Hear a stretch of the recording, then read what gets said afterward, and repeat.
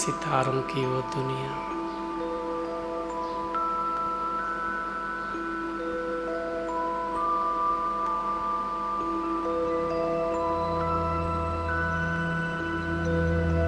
प्रकाश ही प्रकाश।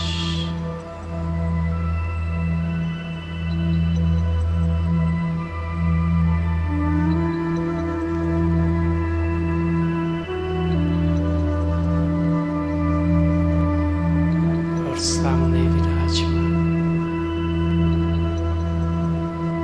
मेरे ही जैसा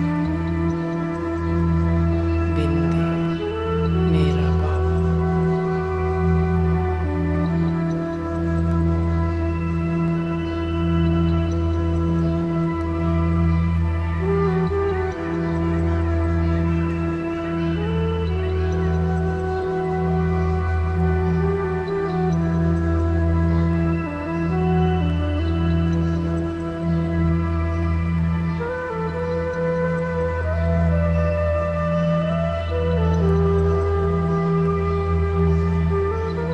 दूसरा कोई विचार नहीं, केवल बस मैं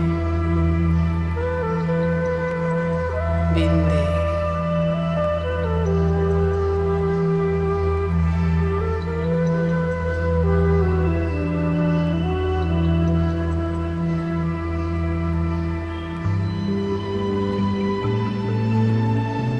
और मेरे सामने मेरा बाबा।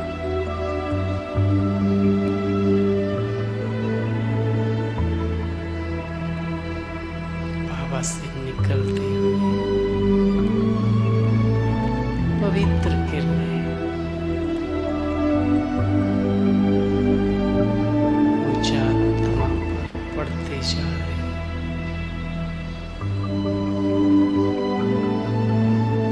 और मैं आत्मा संपूर्ण पवित्र।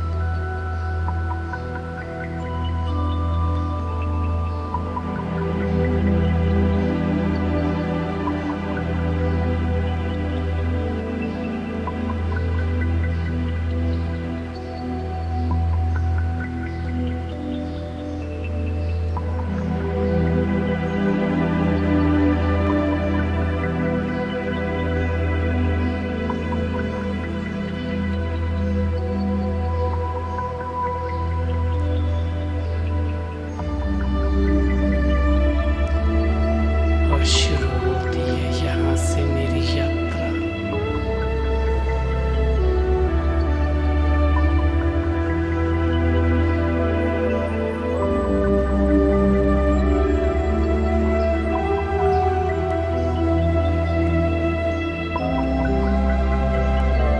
मैं संपूर्ण पवित्र पावन आत्मा आ पहुंची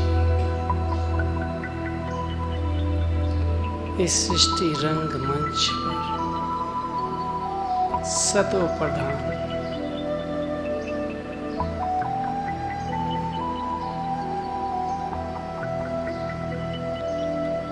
सतो प्रधान दुनिया में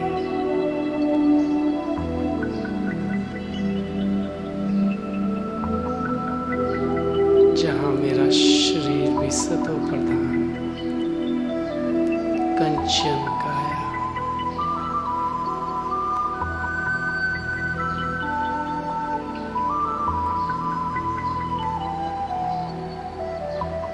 प्रकृति भी सतो प्रधान।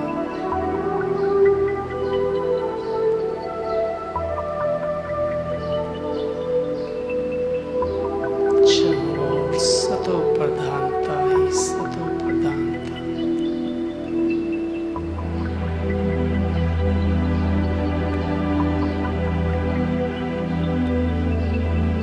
मेरे संबंधों में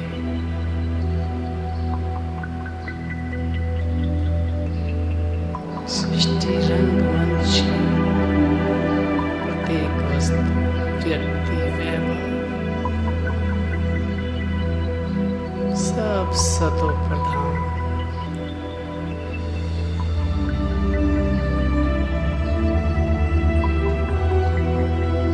और मैं आत्मा विराजमान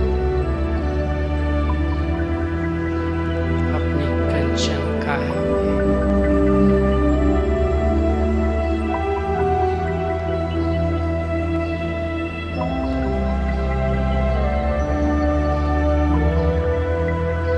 स्वर्णिम युग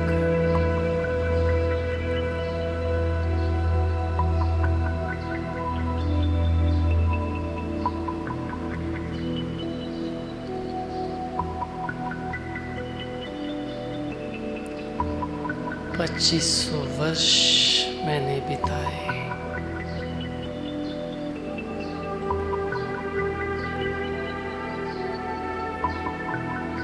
और धीरे धीरे आ पहुंचे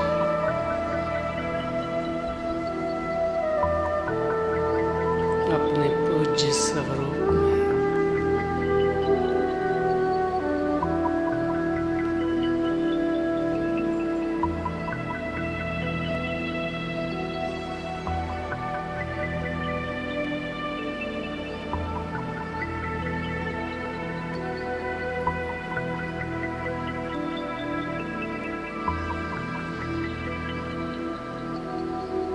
देखें अपने पूज्य स्वरूप को।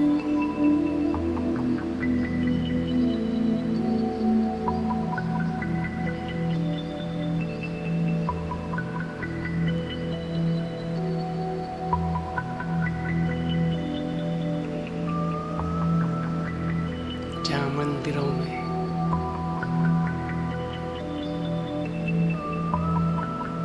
लंबी लंबी कतारों में मेरे भक्त अनेक मनोकामनाएं ले मेरे समक्ष खड़े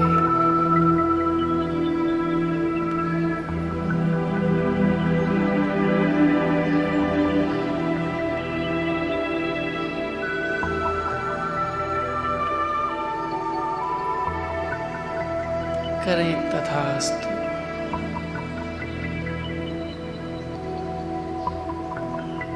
उनकी सर्व मनोकामनाएं पूर्ण हो।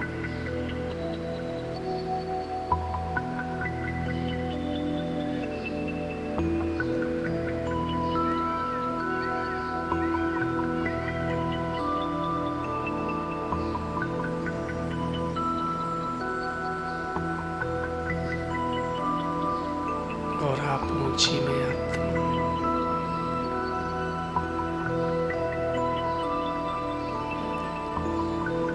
अपने ब्राह्मण स्वरूप में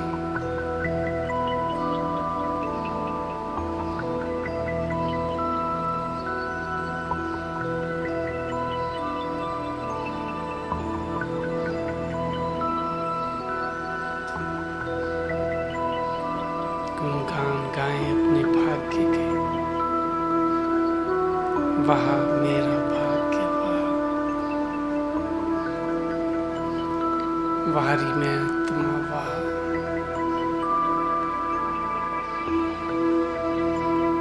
वाह मेरी बुद्धि वाह,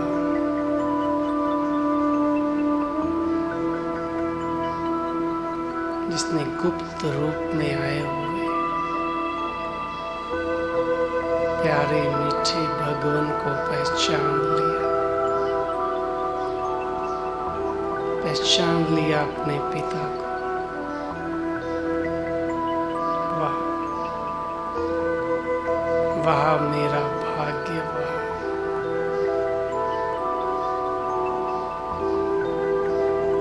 और देखें अपने ब्राह्मण स्वरूप को।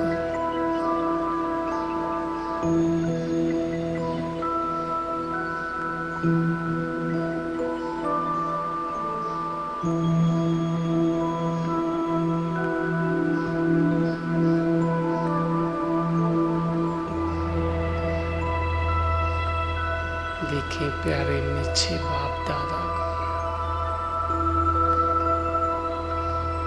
मेरे पुण्य कर्मों के फल फलीभूत हो चुके हैं।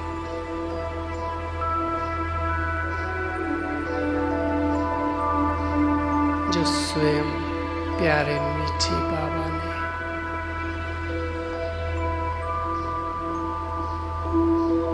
मुझे अपना बना लिया। वाह वाह मेरा भाग्य, वाह।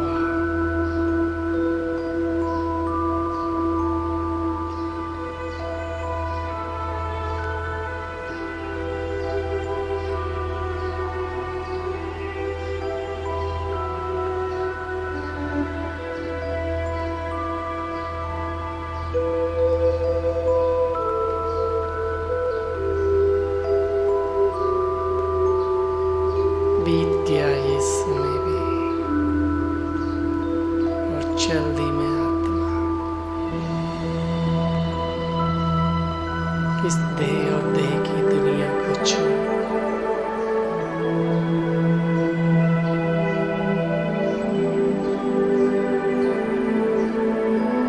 अपने प्रकाश के शरीर में विराजमान उड़ चली मैं आत्मा।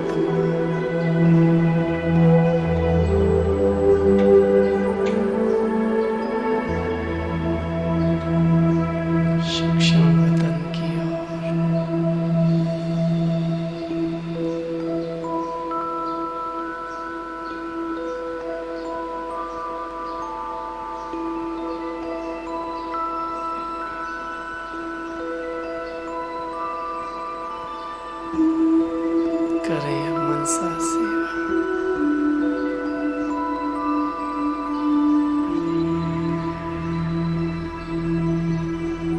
देशा का संपूर्ण विश्व को फैलाए अपनी शांति की किरणें चारों ओर।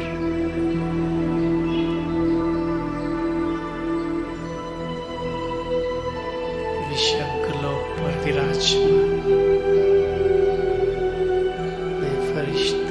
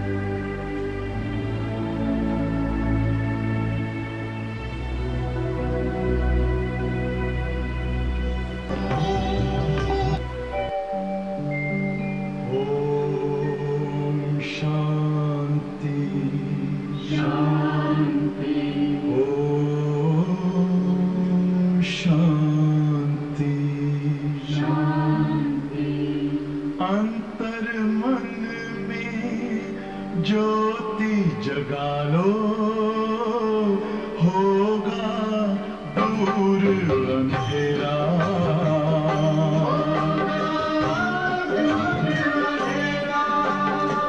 शिव का कर लो ध्यान, आ रहा पावन पुण्य सवेरा।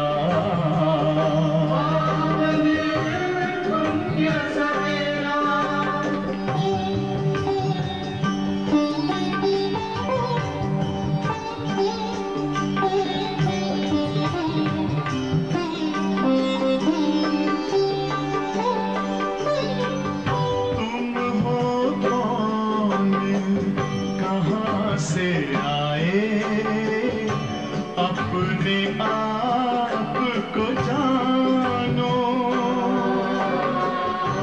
राजयोग के द्वारा अपना परम पिता पहचानो।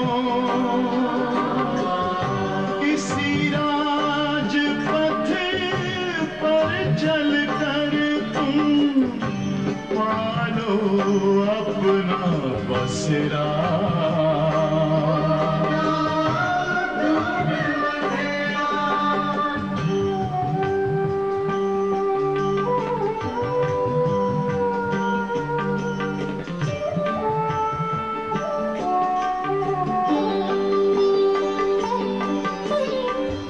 तुम हो आत्मा तन से न्यारे, परमात्मा को प्यारे।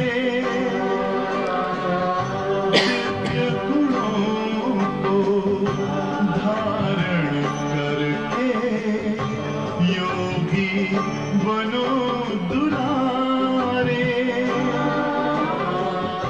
ज्योति बिंदु ही तोड़ेगा ये माया मोह का घेरा।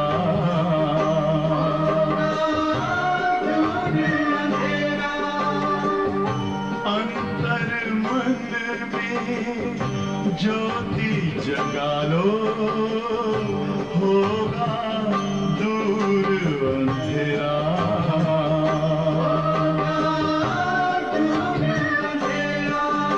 ओम शांति, ओम शांति, ओम शांति।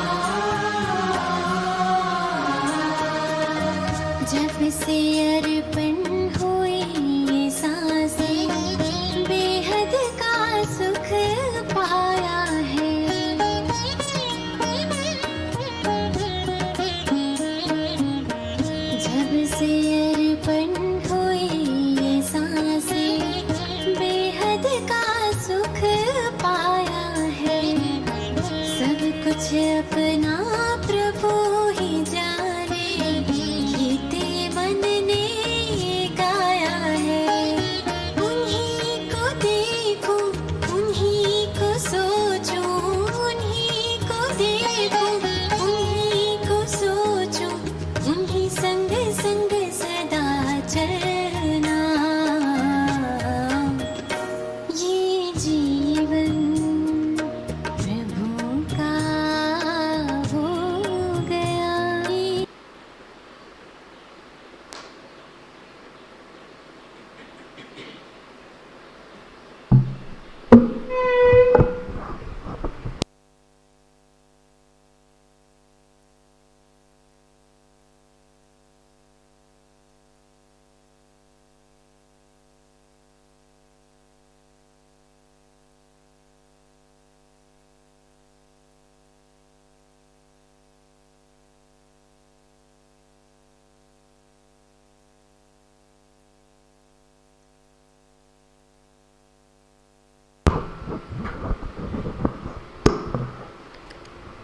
ओम शांति। आज बाबा ने ज्ञान और योग दोनों का महत्व और कब करना है, ये दोनों बातें बताई है। बाबा कहते कि जो बुद्धि अभी पत्थर जैसी हो गई है, पत्थर जैसी बुद्धि होना अर्थात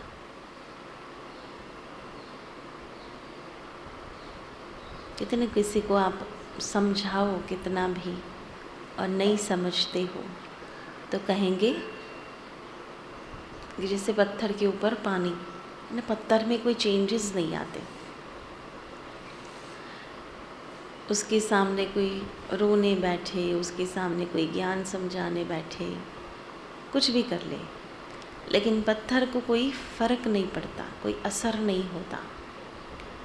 तो हमारी बुद्धि भी कैसी हो गई है ना, पत्थर बुद्धि हो गई थी, उसको बाबा पारस बुद्धि बनाने आया है न। पारस भी एक प्रकार का पत्थर ही है, लेकिन वो कमाल का पत्थर इसलिए है कि अगर लोहा भी उसको टच हो जाए तो वो सोना बना सकता है। और इसलिए बाबा हम बच्चों को आज कह रहे कि अगर पत्थर बुद्धि को पारस बुद्धि बनानी है तो एकमात्र उसका उपाय है, क्या करेंगे उसकी विधि क्या करेंगे? तो उसके लिए बाबा ने युक्ति बताई कि सवेरे सवेरे उठकर बहुत प्यार से याद करो। वैसे बुद्धि को विवेक कहा जाता है, लेकिन जो प्यार की बात है वो भावना की बात है। इसलिए अगर बुद्धि केवल ज्ञान युक्त चलती है तो वो इतनी असरकारक नहीं है, पर अगर उस ज्ञान में भावना भी ऐड हो जाती है तो वो बुद्धि पारस बन जाती है। आज संसार में देखो कितनी सारी भक्त आत्माएं हैं, लेकिन उनकी बुद्धि में भावना ही भावना है, ज्ञान बिल्कुल नहीं है। तो बाबा कहते वो पत्थर बुद्धि है। पत्थरों की पूजा करते करते, पत्थर में भावना रखते रखते वो पत्थर बुद्धि हो गए। एक और है केवल ज्ञानी, जिनको ज्ञान का बड़ा नशा चढ़ा है, ज्ञान युक्त जिसकी बुद्धि है, जिसमें भावना नहीं है, तो वो बुद्धि पारस बुद्धि नहीं बना सकती। वो बुद्धि इन्वेंशंस कर सकती है, लेकिन पारस नहीं बन सकती। और इसलिए जब परमात्मा ज्ञान मिलता है, भावना जागृत होती है। कौन सी भावना? विश्व कुटुंबकम की। ये परिवार है, इस परिवार के नाते हम किसी से भी व्यवहार में आते हैं, वो भी परिवर्तन हो जाता है। आज हमारे परिवार में या हमारे इर्द गिर्द जो लोग रहते हैं, चाहे वो हमारे है ना, प्रोफेशन में है, सोसाइटी में है, संबंध संपर्क वाले हैं, वो उनको हमने परिवर्तन किया, उनको इंस्पायर किया परिवर्तन के लिए। क्यों? आपके केवल ज्ञान ने नहीं असर किया, लेकिन आपके लिए जो मन में उनके प्रति भाव था कि ये मेरा कल्प पहले वाला भाई है, मेरी बहन है, वो जो अपनेपन की उनको फीलिंग दी, तब वो तैयार होते हैं परिवर्तन के लिए। देखो बाबा के घर में कितने सारे बच्चे आते हैं, वो क्या कहते, मुरली तो घर में भी मिलती है, ज्ञान तो कहीं से भी मिल सकता था, लेकिन क्यों बाबा के सेंटर में आते हैं? वो निस्वार्थ प्यार का अनुभव करने के लिए। और इसलिए जब प्यार से बाबा को याद करते हैं, पहले तो ज्ञान है कि बाबा कौन है, मैं कौन हूँ, और उसमें फिर प्यार को ऐड करते हैं, तो वो बुद्धि पारस बुद्धि बन जाती है। और आज प्रश्न में बाबा ने पूछा कि माला माल बनने का साधन क्या है, तो उसके लिए बाबा ने कहा कि जितना हम ज्ञान औरों को सुनाएंगे, ज्ञान दान करेंगे, उतना आपका वैल्यू बढ़ता जाएगा, उतना आप माला माल बनते जाएंगे, क्योंकि ये ज्ञान अमूल्य ज्ञान है, जिसको बाबा कई बार क्या कहते कि एक एक वर्जन से एक एक महावाक्य लाखों रुपयों का है। तो जब हम उसको धारण करके दूसरे को सुनाते हैं, तो वो हमें माला माल बनाता है। तो आज बाबा कहते हैं, मीठे बच्चे सवेरे सवेरे उठ, सवेरे सवेरे उठ बाप को प्यार से याद करो, बाप को प्यार से याद करो, तो पत्थर बुद्धि से पारस बुद्धि बन जाएंगे, तो पत्थर बुद्धि से पारस बुद्धि बन जाएंगे। प्रश्न है, 21 जन्मों के लिए, 21 जन्मों के लिए माला माल बनने का साधन क्या है? 21 जन्मों के लिए माला माल बनने का साधन क्या है?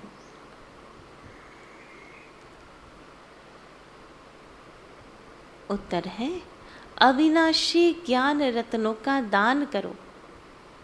अविनाशी ज्ञान रत्नों का दान करो तो माला माल बन जाएंगे, क्योंकि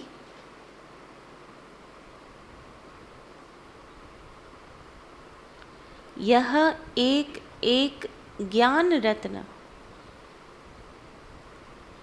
क्योंकि यह एक एक ज्ञान रत्न लाखों रुपयों का है।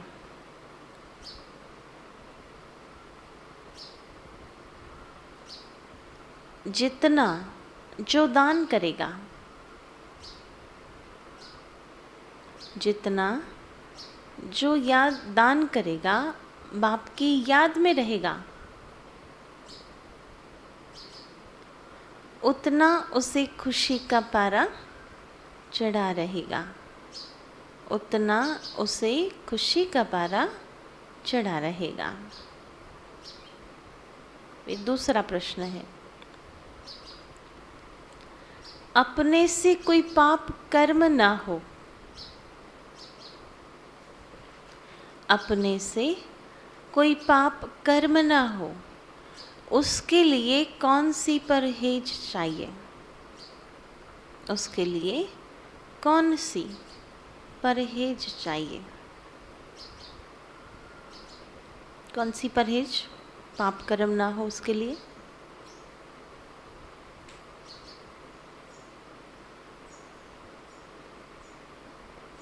कि जिससे पाप नहीं होगा, हो गए तो हो गए, वो तो याद से चुक तो करेंगे, लेकिन अभी नहीं हो, उसके लिए कौन सा ध्यान रखना है?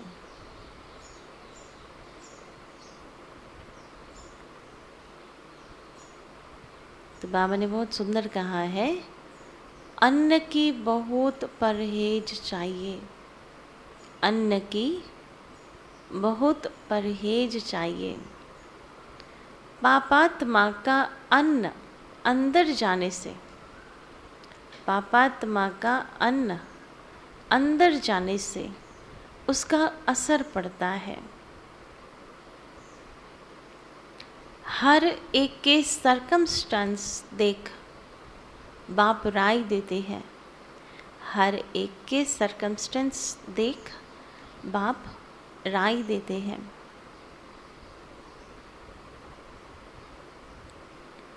ओम शांति। कौन बैठे हैं और कौन आया है? कौन बैठे हैं? जीव आत्माएं जानती है कि हम सब आत्माएं इस समय पतित हैं। खास भारत, आम सारी दुनिया सब पुकारते हैं, हे पतित पावन। यह पतित दुनिया है। सभी आत्माएं पतित, दुखी, सांवरी हो गई है। पतित पावन है बेहद का बाप, जिसको ज्ञान का सागर, सर्व का सद्गति दाता कहा जाता है। बच्चे बाप के सामने बैठे हैं। बच्चों को कहाँ से पहचान मिली? कहाँ से मिली पतित पावन बाप की पहचान? तो बाबा कहते पतित पावन बाप द्वारा,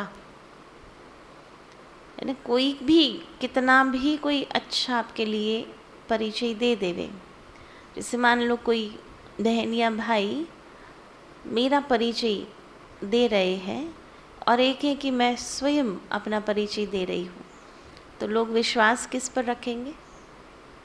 जो इंसान खुद बोलता है ना। तो इसी प्रकार आज दिन तक भगवान के बारे में लोगों ने बहुत कुछ कहा, लेकिन वो जब स्वयं आकर अपनी बात बताता है तब सत्य पहचान मिलती है।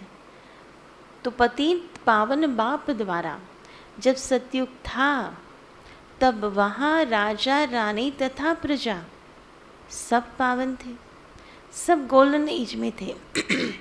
तुम बच्चों को अब समझ है कि हम जीव की आत्माएं बैठी है ना। सशरीर हम कैसे आत्माएं इस सभा में बैठी है। आत्मा शरीर के साथ है तो सुख अथवा दुख भोगना पड़ता है।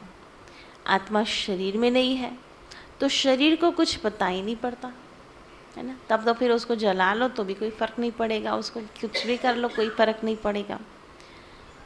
तो क्या करना चाहिए? प्रैक्टिस। जब कोई आप पर क्रोध कर रहा है तो बाबा कहते सोल कॉन्शियस हो जाओ, मैं आत्मा इस देह से न्यारी हूँ। वो तो किसी और को, शरीर को बोल रहा है ना, मेरे को क्या। तो जब वो डिटैचमेंट की प्रैक्टिस होंगी ना तो कोई भी असर हमारे ऊपर नहीं होगी। पर जितना बॉडी कॉन्शियस में रह करके सुनेंगे ना उतना उसका प्रभाव बढ़ जाएगा। और इसलिए ये प्रैक्टिस करनी है ना। जब भी ऐसा लगे कि कोई हमें कुछ कह रहा है जो सही नहीं है, गलत है। कई बार होता कि हम अपने आप को सदैव राइट समझते हैं, वो समझना अलग है।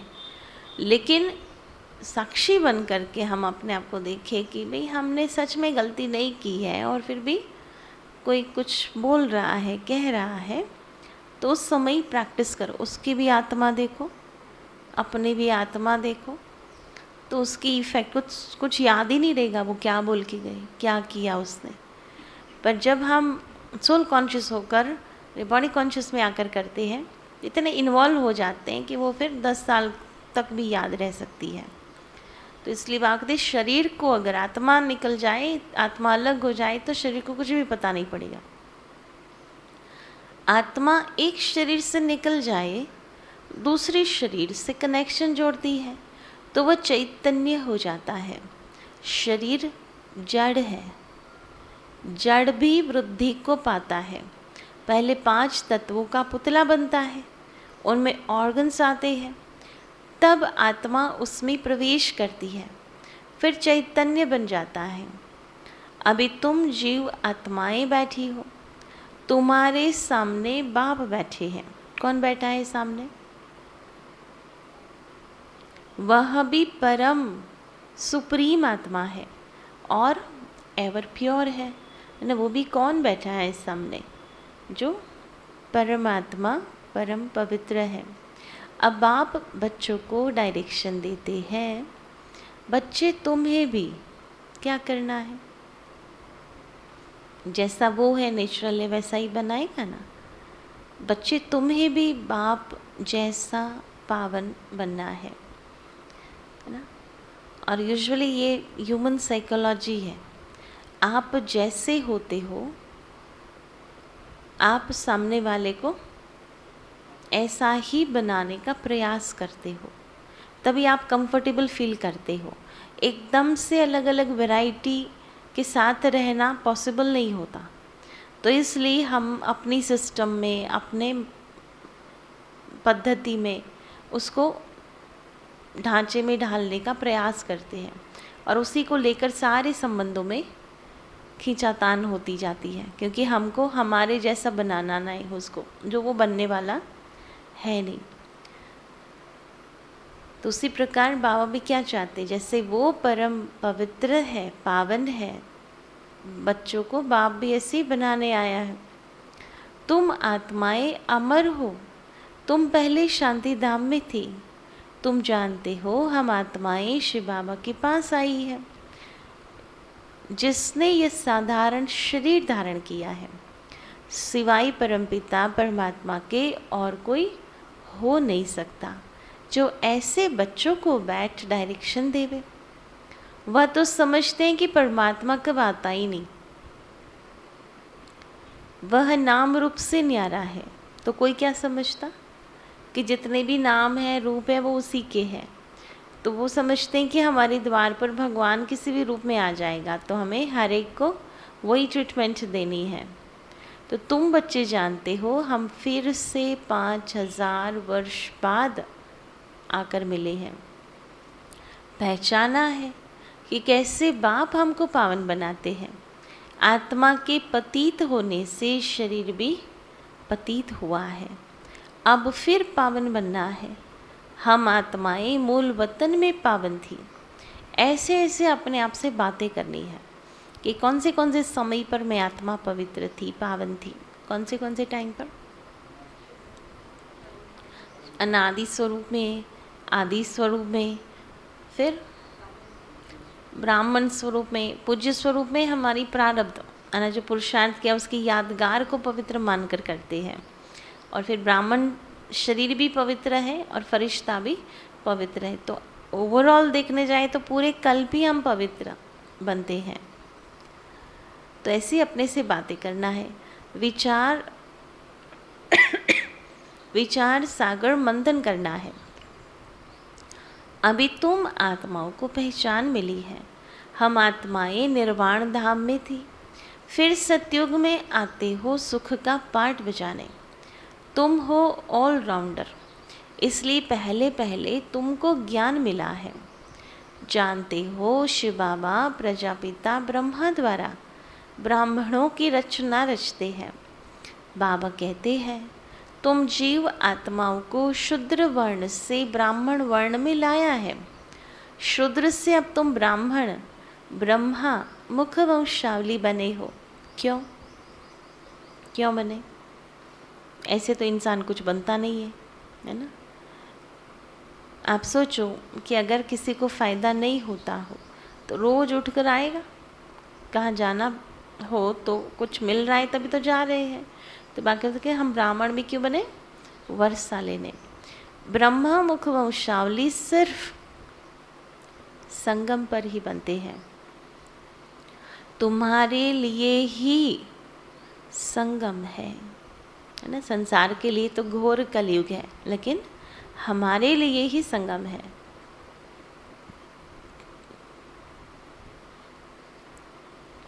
तुम आत्मा कहती हो हम पहले पावन थे, अब पतित बने हैं, फिर सो पावन बनते हैं। हे पतित पावन बाबा, हमको फिर से आकर पतित से पावन बनाओ। ऐसे ऐसे अपने से बात करो। अभी आत्मा को खुराक मिली है। कौन सी कौन सी खुराक मिली? अभी ज्ञान की खुराक खा रहे हैं, है ना। हम आत्माएं पावन थी तो मुक्ति धाम में रहती थी, फिर स्वर्ग में आई, इतने जन्म लिए, फिर नीचे गिरते गए, फिर गोल्डन एज में जाना है। बाबा कहते हैं मैंने 5000 वर्ष पहले भी कहा था। क्या कहा था? आकर याद आता है 5000 वर्ष पहले वाला? मैंने बाबा कहते माम एकम याद करो। गृहस्थ व्यवहार धंधे आदि में रहते सिर्फ अपने को आत्मा समझो। अब हमको पावन बनना है, घर जाना है। 2 उद्देश्य है हमारे। क्या? पावन बनना है, घर जाना है, और फिर उच्च पद पाना। पावन दुनिया का मालिक बनना है। अब हम आयरन एज से गोल्डन एज में कैसे जाए, ये चिंता लगी रहे। कौन सी चिंता लगाए रखो? कि आयरन एज से हम गोल्डन एज में कैसे जाएं। बाबा तो सहज युक्ति बतलाते हैं कि माम एकम याद करो तो तुम पावन बन जाएंगे। गीता में 2 बारी ये महावाक्य है कि मन मना भव। हे बच्चे, दे अभिमान छोड़ो। बाबा रिक्वेस्ट करते हैं, बाप को याद करो, वह है अथॉरिटी। तुमको सभी शास्त्रों का सार, सृष्टि के आदि मध्य अंत का नॉलेज समझाया है। तुम जितना मुझे याद करेंगे उतना तुम्हारी आत्मा पवित्र होती जाएंगी, है ना। पावन बनने का रास्ता क्या? बाबा की याद। और कोई उपाय नहीं है ना। और कोई उपाय होता तो बता देता ना, बट और कोई ऑप्शन ही नहीं है हमारे लिए। एक ही ऑप्शन है पावन बनने का, बाबा की याद। पत्थर बुद्धि को पारस बुद्धि बनाना है। गंगा स्नान से पावन नहीं बनेंगे। अगर बनते तो यहाँ होते ही नहीं, है ना। पावन होते तो फिर चले जाते ना अपने घर परम धाम। परंतु आयरन एज में सबको आना ही है, तो पहले सवेरे सवेरे इस ख्यालात में बैठना है। कहते हैं ना, राम सिमर प्रभात मोरे मन। आत्मा कहती है, हे मेरी बुद्धि, अब बाप को याद करो। क्या करो? बाप को याद करो। बुद्धि का योग बाप से लगाना है। अब जितना जो लगाएंगे उतना पत्थर से पारस बुद्धि बनते जाएंगे। पारस बुद्धि बनाने वाला एक बाप ही है ना। और इसलिए क्या करना है? वो संगम पर ही मिलता है, संगम पर ही ज्ञान देता है। तो अभी ही टाइम है पावन बनने का, अपनी बुद्धि को रिफाइन करने का, पारस बनाने का। कहते हैं कल्प कल्प आकर संगम पर तुमको बनाता हूँ। सेकंड की तो बात है ना। और यहाँ कितने सालों से ज्ञान में चल रहे हैं, है ना।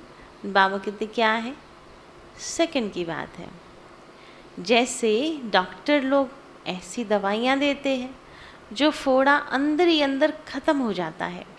बाप कहते हैं मैं तुमको भी मुख से बाप कहते हैं तुमको भी मुख से कुछ भी कहना नहीं है, हाथ पांव से भी कुछ करना नहीं है, सिर्फ बुद्धि से याद करना है।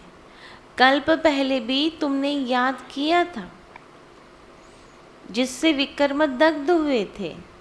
ऐसे तुमको समझाया था, अब समझा रहा हूँ।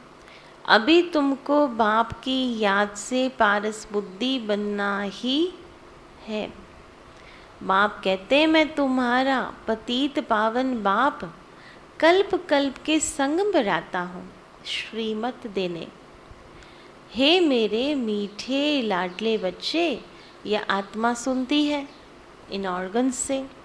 यह है ब्रह्मा मुख, गौमुख भी कहते हैं। गौ जानवर नहीं है, यह गौ तो माता ठहरी ना। इस गौ मुख से सुनाते हैं। मंदिरों में फिर वह गौ मुख दे दिया है, उसके मुख से पानी बहता ही रहता है, उसको समझते हैं गौमुख। गंगा का जल समझते हैं, अभी तुम जानते हो ये ज्ञान बाप इन द्वारा देते हैं। ये गौ माता हुई ना, यह है बड़ी माँ, इनकी कोई माता नहीं। साकार मम्मा की भी याद आती है ना। तुम सब माताएं गौ हो। क्या हो? तुम्हारे मुख से ये ज्ञान वर्षा होती है। बाकी पानी की नदियाँ तो सब जगह होती है। वह गंगा पतित पावनी हो नहीं सकती। गंगा पर भी मंदिर है जहाँ देवता की मूर्ति है। इन देवताओं में जो ज्ञान है नहीं, ज्ञान तुमको मिलता है जिससे तुम देवता बनते हो। देवताओं को ज्ञानी नहीं कहेंगे। विष्णु को अलंकार देते हैं। वास्तव में तुम ब्राह्मणों के अलंकार है। तुम बच्चों को ये स्वदर्शन चक्र फिराना है। सारा दिन क्या करो ना, स्वदर्शन चक्र फिराओ। यानी सारा दिन नहीं फिरा घुमा सको तो बाबा ने मुरली में कहा था, लेटेस्ट मुरलियों में, आई थिंक 2015 की मुरली में कहा था कि कम से कम 8 बार तो करो, स्वदर्शन चक्र घुमाओ, है ना। इसमें हिंसा की कोई बात ही नहीं, ये सब ज्ञान की बातें हैं। ज्ञान का शंख बजाना है और चक्र को याद करना है। यह है स्वदर्शन चक्र। उन्होंने फिर चरखा रख दिया है। कमल पुष्प समान पवित्र थी, तुम्हें यहाँ पवित्र भी तुम्हें यहाँ बनना है। गदा भी ज्ञान की है जिससे माया पर जीत पानी है। क्या करो? स्वदर्शन चक्र से भी माया के सिर काटो, फिर गदा से भी भगाओ, ज्ञान रूपी गदा से, और कमल पुष्प समान जीवन बनाओ। तो यह सब है तुम्हारे अलंकार। तुम बच्चे जानते हो यह है नरक। स्वर्ग उस तरफ खड़ा है, हम संगम पर है। एक तरफ मैला पानी, दूसरी तरफ स्वच्छ पानी, है ना, जिसमें जाना है डुबकी मारने। उसका संगम होता है, जो जाकर देखते हैं। यह है ज्ञान सागर परमपिता परमात्मा, और तुम मैली नदियाँ हो। बाप बैठ आप समान पवित्र बनाते हैं। बाप को याद करो और स्वदर्शन चक्र फिराओ। इसमें कृपा आदि की तो कोई बात ही नहीं। टीचर को कभी कहेंगे क्या कि मास्टर जी कृपा करो तो हम उच्च पद पाए, है ना। मास्टर जी कृपा से मार्क्स लिखेंगे कि जो लिखा है उस पर देना पड़ेगा ना मार्क्स। तो टीचर कहेंगे, क्या कहेंगे अगर कोई ऐसी रिक्वेस्ट लेकर जाए टीचर के पास, तो टीचर कहेंगे पढ़ो। बाप तो कहते हैं मैं तो सबको एक जैसा ही पढ़ाता हूँ। तुम कहते हो पतित पावन आओ, आकर हमको पावन बनाओ।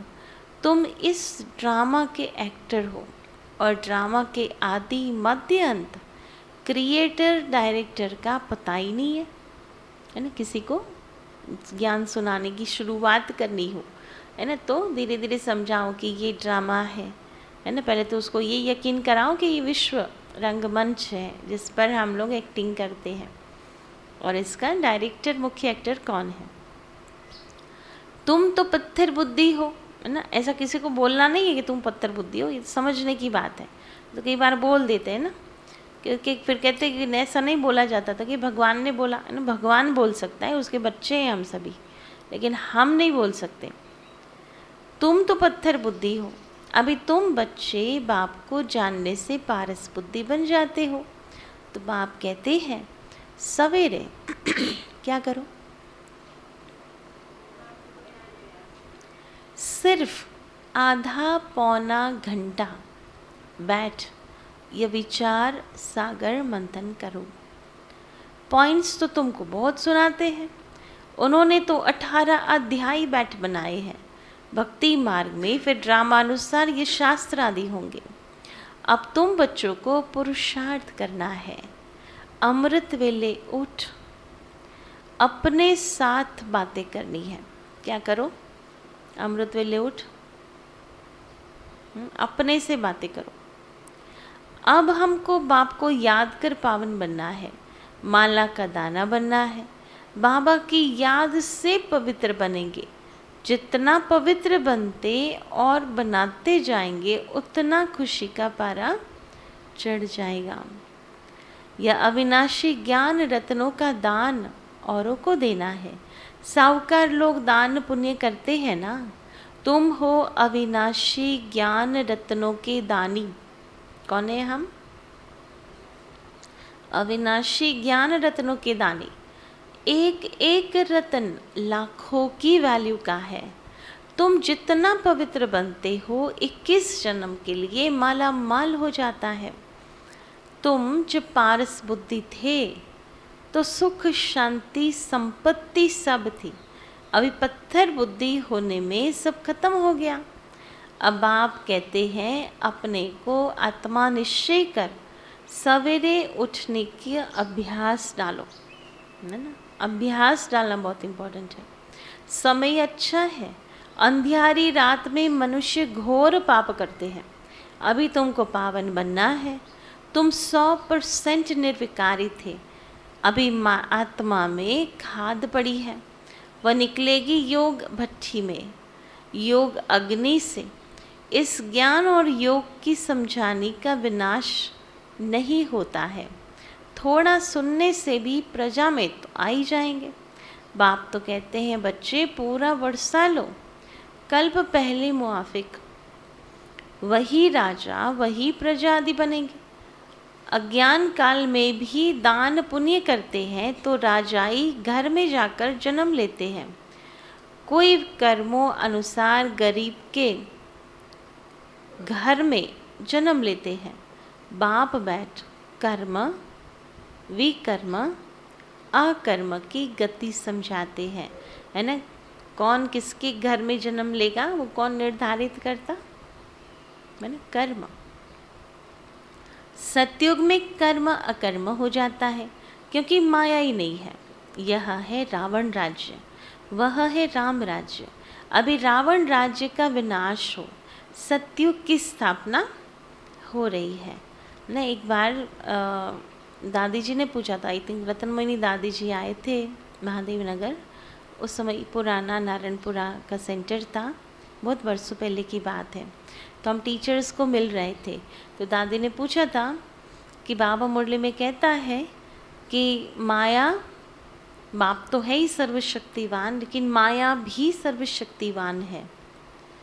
तो भी बाबा माया से पावरफुल है, कहने में तो दोनों ही सर्वशक्तिवान है, लेकिन उसमें भी शक्तिशाली कौन? नेचुरल बाबा ही है ना।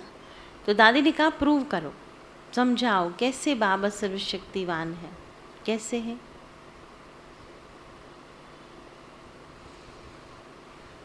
है तो सही, पर कैसे है?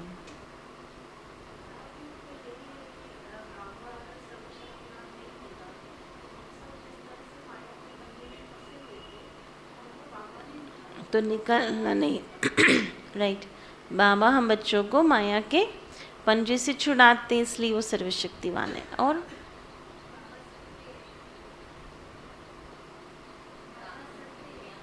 सत्य है इसलिए शक्तिशाली है।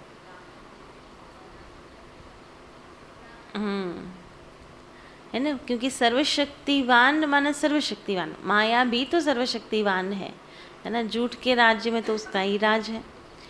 तो बहुत सुंदर ये बात निकली थी कि जैसे द्वापर से रावण राज्य शुरू होता है, सतयुग त्रेता को शिवालय कहते हैं, राम राज्य कहते हैं, और द्वापर कलयुग में रावण राज्य है। तो दादी बहुत अच्छा रमणीकली सुना रही थी कि रावण सतयुग त्रेता में आ नहीं सकता, भले है पावरफुल लेकिन वो आ ही नहीं सकता। जबकि द्वापर कलयुग में बाबा आता है, कलयुग के अंत में तो आता है ना। रावण राज्य में राम आता है, लेकिन राम के राज्य में रावण आ नहीं सकता। तो इसलिए केवल इतना डिफरेंस है, क्योंकि वो पॉजिटिव है, पावरफुल है, इसलिए वो माया पर विजयी प्राप्त करते। आज भी देखो अपरेंटली क्या दिखाई देता कि झूठ वाले पावरफुल है और सच्चाई पर चलने वाले उनको अपने में वो शक्ति महसूस होती, लेकिन पब्लिकली कौन जीतता? झूठ वाले ही। लेकिन इतना ज़रूर है कि पॉजिटिव है, सत्य है, उसकी जीत 100% है। तो बाबा ने क्या कराया हमको? अंदर से पावन बनाया, पवित्र बनाया, हमारी सोच को परिवर्तन किया। बाहर से भले हम कमज़ोर दिखते हैं, बाहर से भले ऐसा लगे कि है ना अभी जैसे कुछ हमारे में कोई खास नहीं है, लेकिन भीतर ही भीतर हम इतने शुद्ध होते जा रहे हैं कि वो हमें अंतिम समय में विजयी प्राप्त कराएगा। हमारी अंदर की शुद्धि ही विजयी तक पहुंचाएंगी हमको। और इसलिए हमारा पुरुषार्थ एक ही हो कि अंदर गड़बड़ी ना हो। दादी भी कहती थी ना, अंदर बाहर साफ होना, सच्चाई से रहना, है ना। इसलिए हम किसी को मूर्ख बनाते हैं, नहीं बनाते, कोई मतलब नहीं है इस ज्ञान मार्ग में। आप अपने आप को क्या बना रहे हो? अगर अंदर ज़रा भी मिलावट करी तो फाइनल रिजल्ट में माइनस मार्क्स मिलने हैं। और इसलिए चाहे अभी पब्लिकली हम बुरे लगे, रजिस्टर बिगड़े, कुछ भी हो जाए, लेकिन हमने अपनी शुद्धि को छोड़ना नहीं है, सत्यता को छोड़नी नहीं है। तो सत्यों की स्थापना हो रही है। बाप तो बहुत अच्छी तरह से समझाते हैं, कन्याओं को अच्छी तरह से समझना चाहिए। बंधन मुक्त है, कन्या की कमाई माता पिता नहीं खाते हैं, माँ बाप कन्या को पूजते हैं। कन्या जब भिखारी बन जाती है तो सबके आगे माथा टेकना पड़ता है। बल कन्या भी देवताओं के आगे माथा टेकती है, क्योंकि जन्म तो पतित माँ बाप से लिया है ना। देवताएं तो है ही पावन। अभी तुम समझते हो हम 100 देवता थे, 84 जन्म ले फिर पतित बने हैं, उतरते आए हैं। अब हमको फिर श्रीमत पर चलना पड़े तो फिर कोई पाप कर्म नहीं होंगे। पाप आत्मा का अन्न अंदर नहीं जाएगा। अटेंशन क्या रखो, किसी भी पाप आत्मा का अन्न पेट में नहीं जाना चाहिए, है ना। यहाँ तक केवल पकाने तक की बात नहीं है। क्या कहेंगे? केवल अन्न वो ही नहीं होता कि चलो भाई हमने पका लिया, लेकिन उसकी सूक्ष्मता ये है कि किस वृत्ति से कमाया हुआ धन और उसका अन्न लेकर के खरीद करके हम खाते हैं, उसके भी वाइब्रेशंस बनते हैं। और इसलिए जो शिव भोलेनाथ की भंडारी है उसमें केवल हमारे रेगुलर बच्चे ही सहयोग देते हैं, है ना। संस्था का नियम है कि जो निवासी समर्पित भाई बहनें हैं उनके कपड़े, उनके उपयोग की चीज़ें, उनका भोजन, वो सब बाबा के धारणा युक्त बच्चों के धन से हो। और जो अभी WRST में मैंने कंपनी से जो पैसे लेते हैं सहयोग के लिए, या जो भी CSR प्रोजेक्ट्स होते हैं, मकान भले उससे बनाओ, है ना। तो वो है बाह्य चीज़ें, वो भले कंपनी वालों से कराओ या जैसे भी CSR में होता है, लेकिन भोजन और अन्न और हमारी उपयोग की चीज़ें वो पवित्र शुद्ध ब्राह्मणों की कमाई हुई सच्ची कमाई से होता है। तो इतना परहेज रखना है। परहेज तो बताई जाती है ना, नहीं तो वह असर पड़ जाता है। परंतु कहाँ कहाँ सरकमस्टेंस देखा जाता है। कर्मों का हिसाब किताब है, अलग बनाने नहीं देते हैं। अच्छा बाप को याद करो, लाचारी है, बाबा को याद करके खाओ, है ना। हमको कितना याद रहता, वो लाचारी शब्द कट ऑफ हो जाता है। क्या याद रहता? याद करके खा लो। इसलिए जब कोई अच्छी चीज़ें बनी है तो खा लो, किसी के भी हाथ की नहीं। लाचारी हालत, लाचारी माना कोई स्कोप ही नहीं है, है ना। वैसे तो कोई लाचारी होती नहीं है, मन की लाचारी होती है। बाकी दृढ़ता रखो तो कोई बात हमको कमज़ोर नहीं बना सकती। तो बाबा कितने भूलेंगे। मान लो बाबा को याद करके खाया, हम लोग भी क्या करते हैं, पहले 2 मिनट दृष्टि देंगे भोजन को, बाबा को याद करेंगे, फिर खाना शुरू करेंगे, फिर तो याद, कहाँ चली जाती पता ही नहीं। याद से खाना मना ये नहीं कहा कि याद के पहले खाओ, याद करके पहले याद कर लो फिर खाओ, लेकिन अंतिम गिट्टी तक बाबा याद रहना चाहिए। एक एक गिट्टी बाबा की याद में खानी चाहिए। अगर भूलेंगे तुम्हारे पर उसका असर आ जाएगा। जिसका वो जो भोजन खाए, मान लो कि आप भोजन खा रहे हो और 50 गिट्टी आपने खाई, उसमें 5 गिट्टी में बाबा याद आया और 45 में याद नहीं आया, तो किसका असर भारी पड़ेगा? तो ये बात है ना। इसलिए बाबा की याद में खाना चाहिए। बाबा को याद करने से नज़दीक होते जाएंगे। अभी तो सन्मुख बैठे हो, बाप डायरेक्ट समझाते हैं, हे बच्चे कहे बाप बात कर रहे हैं, तो बाप को याद करना है, फिर करो ना करो तुम्हारी मर्जी। कितना समझावे ना। कई बार नहीं, किसी को बहुत समझा लो अभी मानो नहीं मानो तुम्हारी मर्जी, है ना। हमारी मर्जी पर छोड़ दिया। वैसे चलने तो देता नहीं है मर्जी हमारी, है ना। कहते हैं ना कंपलसरी ले ही जाऊंगा, है ना, पावन बनना ही है, लेकिन फिर भी बाबा कहते हैं मानो नहीं मानो तुम्हारी मर्जी, जो करेगा सो पाएगा ज़रूर। सीधी बात है, मोस्ट सिंपलेस्ट बात बाबा ने कही कि जो करेगा सो पाएगा, जो देगा वो मिलेगा, जो बोएगा वही प्राप्त होगा। बिल्कुल सीधा क्लियर सिद्धांत है। हमने जो लोगों को दिया वही रिटर्न में लोगों से मिलना है हमको, और इसलिए ये बात को याद रखना है। यह तो समझ गए हो ना, यह हॉस्पिटल है। कहाँ बैठे हो सभी? हॉस्पिटल में है। और कहाँ बैठे हो?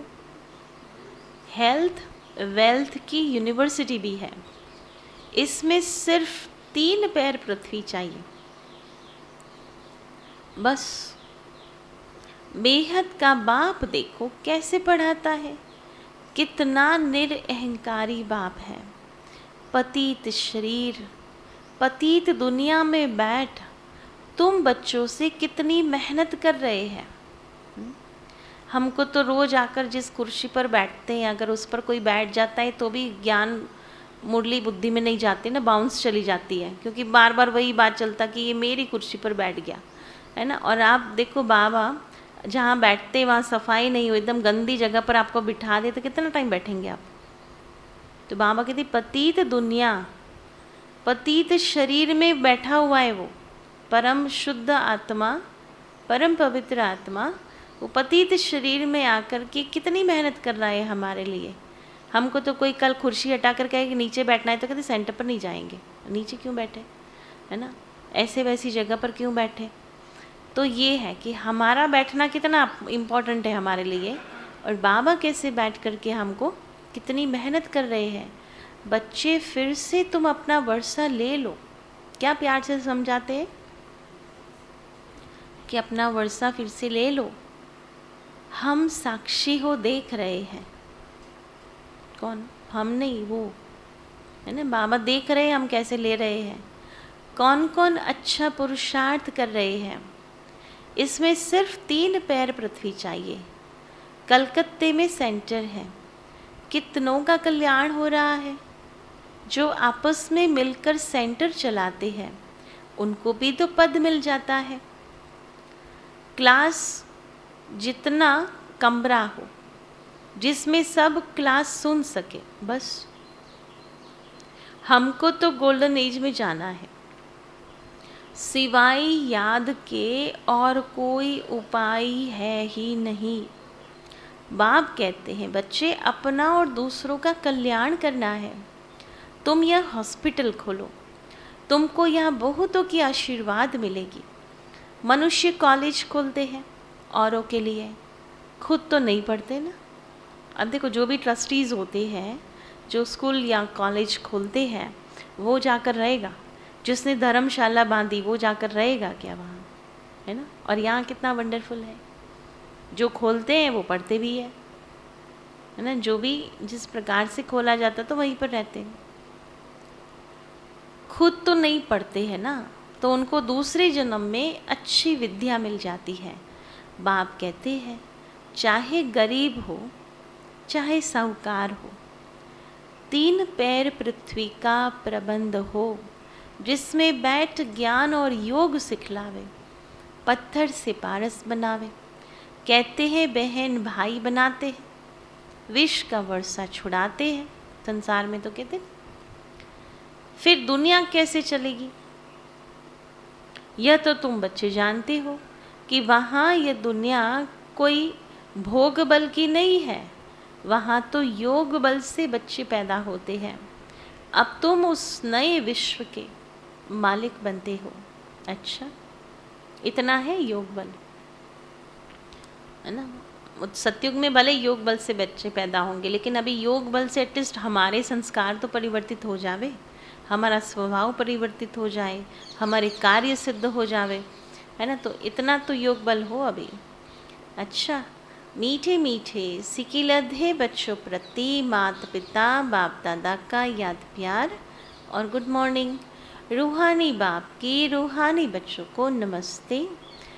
रूहानी बच्चों की रूहानी बाबा को याद प्यार, गुड मॉर्निंग और नमस्ते। तो आज क्या धारण करेंगे? बाप को याद करना है और स्वदर्शन चक्र घुमाना है, और बाप जैसा पावन बनना है। और बाबा ने कहा ना, गृहस्थ व्यवहार में भले रहो, धंधा करो, लेकिन एक शिव बाबा को याद करो। बाबा की याद से पारस बुद्धि बनेंगे। सवेरे सवेरे उठ बाबा को प्यार से याद करो। अन्न की बहुत परहेज रखनी है। अमृत वेले उठ करके आधा पौना घंटा अच्छे से विचार सागर मंथन करो, इतनी अच्छी अच्छी बुद्धि खुल जाएंगी। और जब बुद्धि खुल जाती है उसकी निशानी क्या, कि नींद नहीं आएगी। जब कोई बात एकदम कपाट खुल जाते हैं ना, तो कितनी खुशी होती है, कितनी एनर्जी मिलती है। अगर ऐसी नींद आती है, इसका मतलब कि कुछ किया ही नहीं है ना, कपाट खुले नहीं है, बंद के बंद ही है ना। और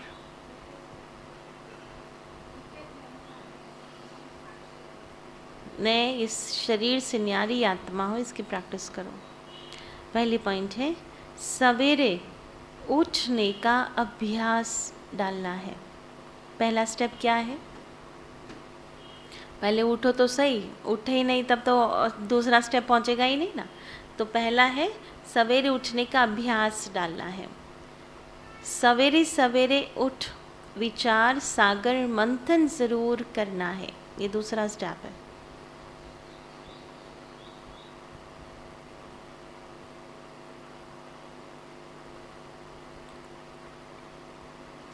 आधा पौना घंटा भी बैठकर अपने आप से बातें करनी है।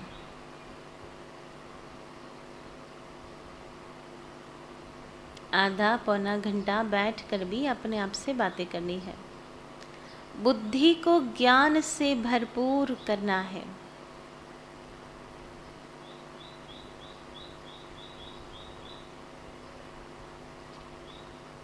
दूसरी पॉइंट है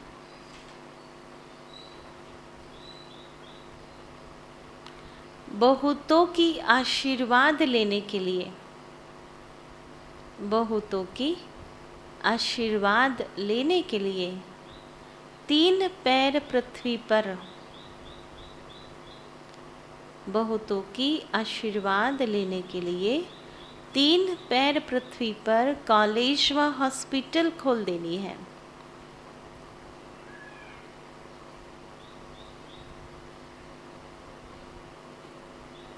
बाप समान निरअहंकारी बन सेवा करनी है। बाप समान निरअहंकारी बन सेवा करनी है। वरदान है चारों ही सब्जेक्ट में हर रोज़ चारों ही सब्जेक्ट में हर रोज़ कोई न कोई नवीनता का अनुभव करने वाले।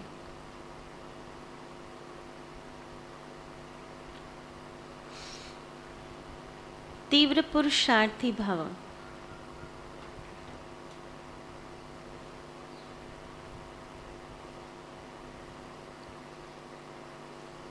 विस्तार है।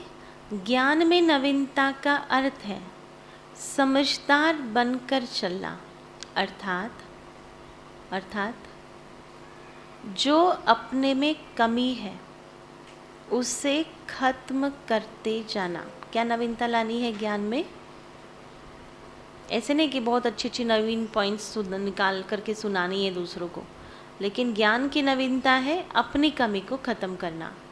योग के प्रयोग में नवीनता अर्थात उसकी परसेंटेज को बढ़ाना। जगदीश भाई जी कहते थे, तपस्या वर्ष में उनके बहुत सुंदर सुंदर क्लास होते थे, तो जगदीश भाई जी कहते थे उस समय कि योग की लेंथ, विड्थ और डेप्थ तीनों ही होनी चाहिए योग में। क्या कहा?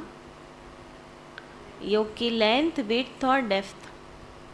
लेंथ, कितना लंबा समय एक स्थिति में रहते हैं। फिर विड्थ है माना विस्तार, कितने हम तीनों कालों में, तीनों लोकों में कितना हम, है ना, उसका विस्तार कर सकते हैं, मनन चिंतन का भी। और गहराई कितनी है उसमें, है ना। चाहे मैं प्यार से बाबा को याद करती हूँ, कितने लंबे समय तक वो प्यार बनाए रहता है, वो प्यार में गहराई कितनी है ना। तो हमेशा जब योग में बैठो तो ये 3 डायमेंशन चेक करो कि वो कितना पावरफुल है, उसकी नवीनता क्या है, उसकी परसेंटेज बढ़ाना। ऐसे ही चारों सब्जेक्ट में स्व की प्रगति में नवीनता, विधि में नवीनता, प्रयोग में नवीनता, सेवा में नवीनता, औरों को सहयोगी बनाने व परसेंटेज बढ़ाने में नवीनता का अनुभव करना, माना तीव्र पुरुषार्थी बनना। इससे ही समीपता का अनुभव करेंगे। स्लोगन है, प्योरिटी की अथॉरिटी ही, प्योरिटी की अथॉरिटी ही सबसे बड़ी पर्सनालिटी है, सबसे बड़ी पर्सनालिटी है। तो आज का स्वमान है, मैं आत्मा प्योरिटी की अथॉरिटी वाली हूँ।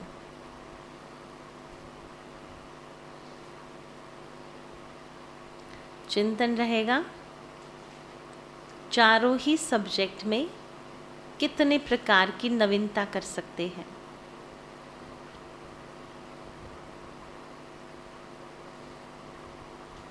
बाकी कल का चिंतन संगम में सुनाएंगे।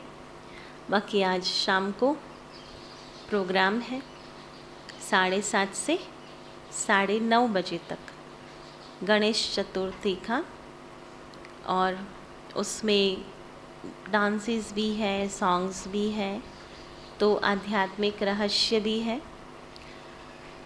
तो उसमें आप सब अपने मित्र परिवार सहित आ सकते हैं।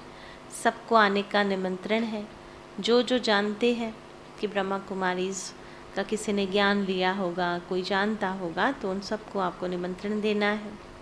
और आज शाम हम योग तपस्या का भी उद्घाटन करने वाले हैं। 21 दिनों का योग का कार्यक्रम रहेगा। तो उसमें हम सभी निवासियों ने बैठ करके ये प्रोग्राम सोचा था। फिर सोचा कि भाई बहनों को भी अगर इसमें ज्वाइन होना है तो कर सकते हैं। 21 दिन में प्रतिदिन 4 घंटा योग, जो यहाँ आकर के करे बहुत अच्छा, अपने घर में करे तो भी कोई बात नहीं, लेकिन उसके 5 उद्देश्य हैं, उसी को लेकर के ये हमको करना है। तो एक है सुबह अमृत वेले का टाइम आप सभी लिख सकते हैं। 4:45 से 4:45 बजे का रहेगा, 4:45 से 4:45 बजे तक, 3:45 to 4:45, 1 घंटा वो योग रहेगा। फिर है 6:30 से 7 जो हमारा मुरली का योग है। फिर है हम लोग 9 से 10 मॉर्निंग टाइम में भी योग करने वाले हैं, क्योंकि नाश्ता करने के बाद और दोपहर भोजन के पहले फिर सब अपना भले कारोबारी कर सकते हैं। तो 9 से 10 विशेष एक्स्ट्रा 1 घंटा योग होगा। फिर शाम को 6:30 से 7:30 नुमा शाम का योग होगा। और रात्रि सोने के पूर्व 9 से 9:30 एक्चुअली हमारा वो फैमिली मीटिंग का टाइम होता है रोज का ही, तो हम सभी संगठन में मिल करके जो निवासी हैं वो 9 से 9:30 योग करेंगे।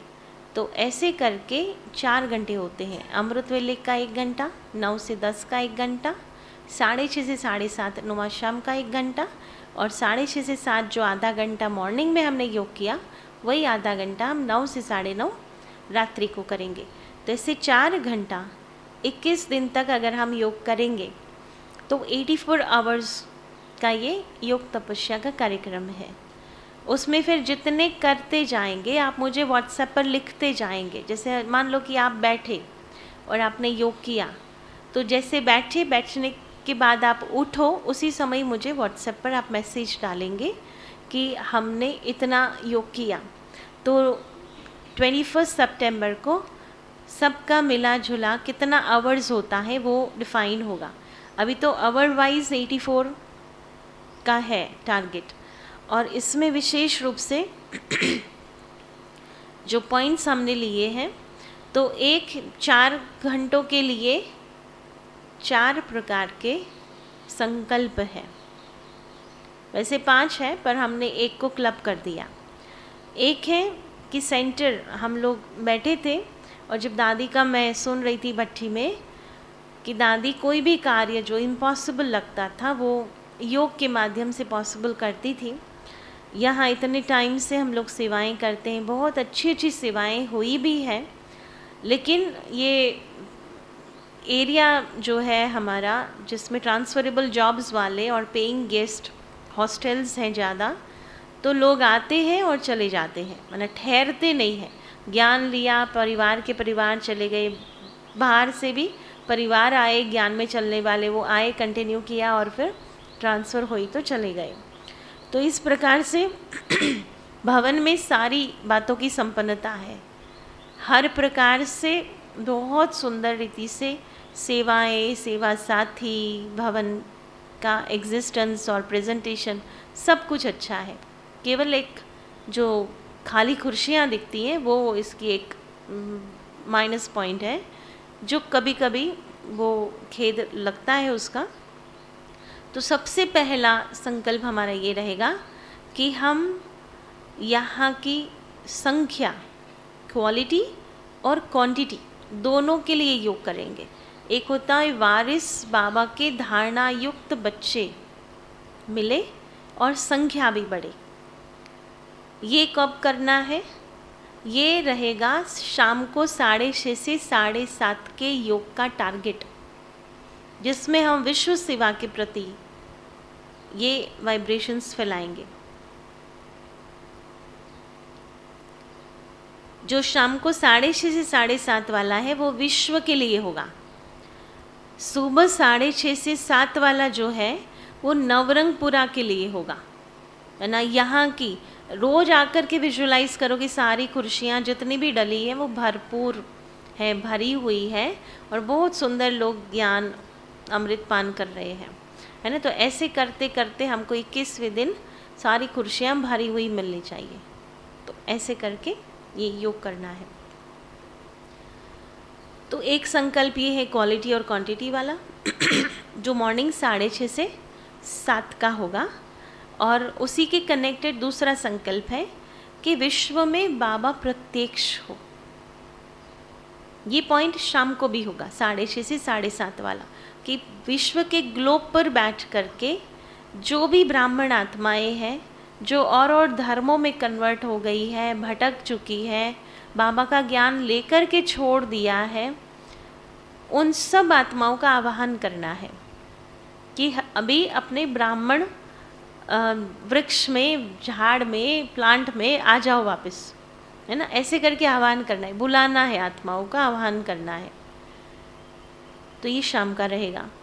मॉर्निंग जो अमृत वेले का 1 घंटा है वो रहेगा, उसका संकल्प कि स्वयं को संपन्न और संपूर्ण बनाना है। स्वयं को संपन्न और संपूर्ण बनाना है।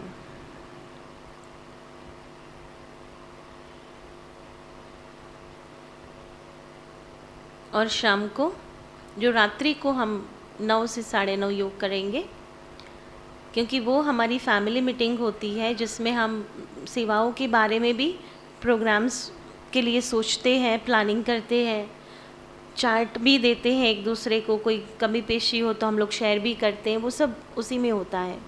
तो 9 से 9:30 आपको बाबा को चार्ट भी देना है और साथ ही साथ यूनिक प्रकार की सेवाएं बाबा यहाँ से कराए, नवीनताएं हो, क्योंकि बाबा ने कहा ये नव रंग दिखाएगा। नवरंगपुरा के लिए संदेश था।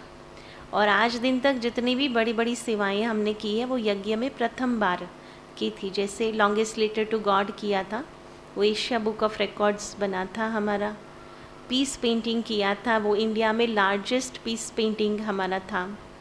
537 कैनवास पर बना था वो, स्क्वायर मीटर पर, मीटर था नहीं, स्क्वायर फुट था। तो वो भी बहुत बड़ा प्रोजेक्ट हुआ था जो बहुत अच्छी रीति से हमने किया था। फिर दिव्य गीत कॉन्टेस्ट किया था जो यज्ञ में कहाँ भी नहीं हुआ था, वो प्रथम बार हमने किया था और बहुत सक्सेसफुल वो भी रहा, जो इंटरनल कॉलेज के कारण सबसे करवाया था। दिव्य नगरी जो कभी भी यज्ञ में नहीं हुई थी, गरीबों की स्लम सेवा प्रोजेक्ट, वो भी यहाँ हुई। तो जितनी भी सेवाएं हुई है बहुत यूनिक प्रकार की बाबा ने कराई है। तो आने वाले समय में भी हम ऐसी ही कुछ नवीनता बाबा टच करावे और हम ऐसी सेवा करें। तो ये 4 थॉट्स हैं जो 4 अलग अलग टाइम में हम करेंगे।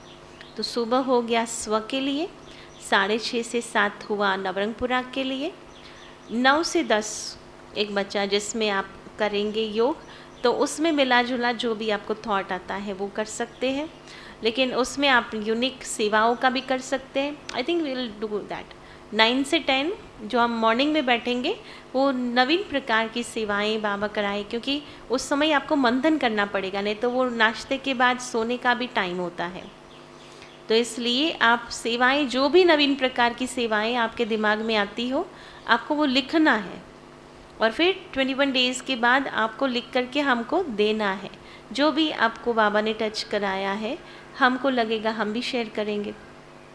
फिर शाम को 6:30 से 7:30 वाला जो योग है वो विश्व में बाबा को प्रत्यक्ष करने का और हमारी ब्राह्मण आत्माओं की आह्वान के लिए होगा। और रात्रि 9 to 9:30 वो बाबा को चार्ट सुनाएंगे और अपने आप को आपको सेल्फ चेकिंग करके, यूजुअली मैं ये करती हूँ कि सारे दिन में चेक करके जो भी मुझे लगता है कि ये नहीं होना चाहिए था, ये अच्छा नहीं हुआ, तो मैं सॉरी का भी लेटर लिखती हूँ। कोई विशेष अच्छी बात हो गई तो थैंक्स भी होता है उस लेटर में। तो वो रात्रि को रोज़ बाबा को लेटर लिखो, चार्ट दो, प्रॉमिस करो कि दूसरे दिन वो गलती नहीं करे हम, और जो किया है उसके लिए थैंक्स हो। तो इस प्रकार से ये हमारा 21 दिन का लॉन्च होगा। आज से शुरू होगा, कल अमृत वेले मॉर्निंग से। तो ये सबको और टाइम टू टाइम हमको लक्ष्य रख करके करना है, कोई हमको देखे नहीं देखे। और आप जितना टाइम बैठेंगे, जो निवासी यहाँ हैं उनका तो रिकॉर्ड होगा ही, बनेगा, लेकिन जो भाई बहनें घर में करेंगे तो वो हमें व्हाट्सएप मैसेज से भेजते जाएंगे। तो रोज़ का रोज़ हम कैलकुलेट करेंगे कि कितने योग हम सामूहिक रूप से कर रहे हैं। पहले तो 24/7 करने का विचार था, पर अभी बहुत सारी सेवाएं हैं। 5 अक्टूबर जैसे आप जानते हैं हमारे खुश राज्य का उद्घाटन होगा, तो इसलिए बहुत धूमधाम से तैयारियां चल रही है जो करनी है। और हमारे पास केवल 1 मास है, सितंबर, फिर तो उद्घाटन होगा 5 अक्टूबर। मतलब वो 5 दिन तो कुछ भी नहीं समझो, वो तो सारा उद्घाटन के पीछे ही चलेगा। लेकिन ये 1 मास है हमारे पास जिसमें उसको तैयार भी करना है, सजाना भी है, संपन्न भी करना है। तो वो भी दौड़ा भागी थी, तो फिर हमने इसी प्रकार अलग अलग स्लॉट फाइनल किए हैं। तो आप सभी भी उसी शुभ संकल्प से हमारे साथ जुड़ेंगे। तो आज शाम को उसका दीप प्रज्वलन करके इनॉग्रेट करेंगे ये हमारे 84 घंटों का मेडिटेशन। बाकी संगम बिन सुनाएंगे।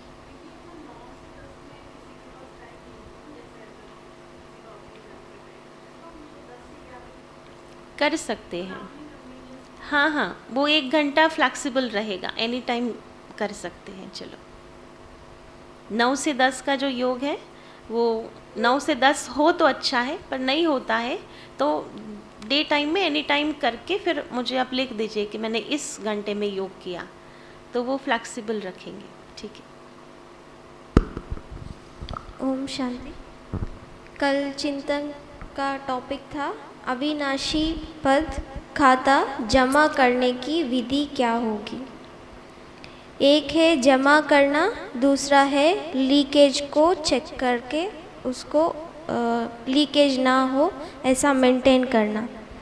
तो जमा में पॉइंट्स है श्रीमत पर चलना, मनमत और परमत पर नहीं चलना। श्रीमत मिलती है मुरली से, और एक है मुरली से बाबा से मिलती है, और दूसरा है निमित्त द्वारा मिलती है जो परिस्थिति अनुसार या व्यक्ति अनुसार मिलती है। तो उसको फॉलो करना, उसमें बाबा का हम एक कदम फॉलो किया, बाबा का मंजिल तक हमारा हमको हेल्प मिलेगा।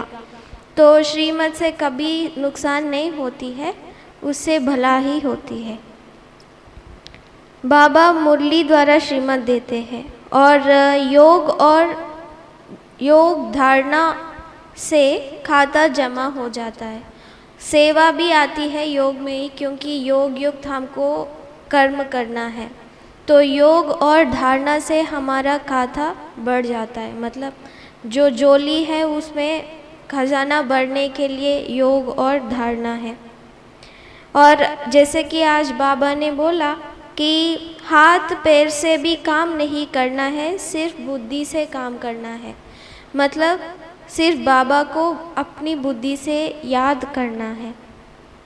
और लीकेज की पॉइंट से बाबा को याद करते वक्त संकल्प किसी और, मतलब कहीं और चलना, व्यर्थ पे चलना, इससे क्या होता है कि टाइम वेस्ट हो जाता है एक तरफ से।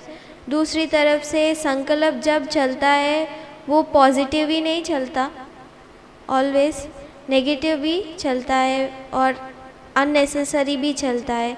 तो इसकी वजह से नुकसान ही होता है हमारा।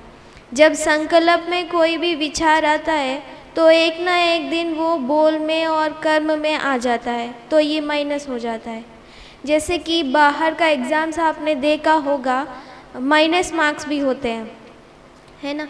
4 मार्क्स अटेम्प्ट करने के होते हैं, अगर करेक्ट हो तो 4 के 4 मिल जाता है, अगर वो रॉन्ग हो तो -5 हो जाता है।